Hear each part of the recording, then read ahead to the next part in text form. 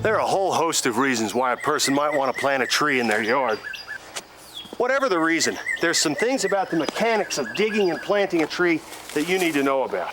First, I always skin the sod off first. It makes digging it easier, it makes refilling the hole simpler. Second, it used to be that they said dig the hole deeper than you need it to be and amend the backfill with peat moss. Don't do that. Dig the hole exactly the depth you need to accommodate the ball. Don't put in peat moss, but dig a hole that's plenty wide. You want a lot of soft earth around the ball. Now the tendency when you're digging a hole with a round pointed shovel is to dig a very smooth sided hole, like this one. And that smooth slick side can sometimes cause a root to hit it and go in a circle and girdle itself. To avoid that, we take a spade and chop up the sides of the hole, make it a real rough-sided hole. Once the hole is prepared, the next thing to do is to set the tree in there. Make sure we've got the proper depth, and we do.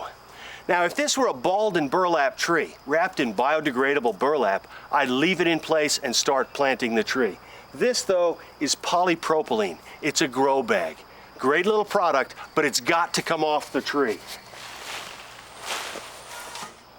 To do that, we're going to use a knife and cut through the bag. You're going to damage some roots doing this. It's okay. In fact, the purpose of the grow bag is to girdle the roots that grow outside the ball. It actually stimulates a very compact ball that has a great number of roots inside it.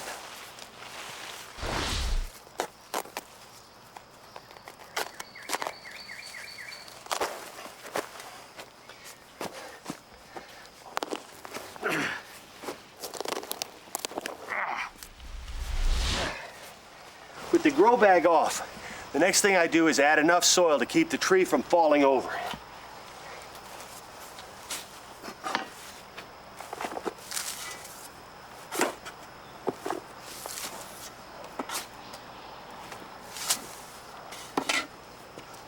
Position it so it's pretty close to level. We'll worry about level when we're staking it. Pull out these weeds. That's organic matter for the hole. And then water it a bit. Watering is critical when you're planting a tree. Our objective now is to float out any air pockets that might be in the soil.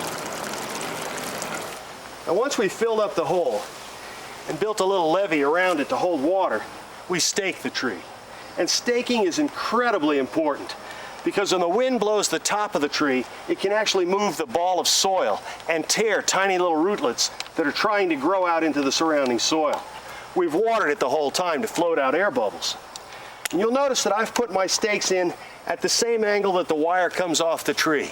And I've done it for two good reasons. The first, I can straighten up the tree by hammering in the proper stake a little further. And the other good reason is this is really hard to pull straight out. If I had my stakes at the other angle, every time the wind blew, it would loosen the stakes. And by the way, these wires need to be kept taut for 6 months. So if they get loose, it's a simple matter to drive a stake in just a little further and keep those wires taut. This tree will not only survive, but thrive.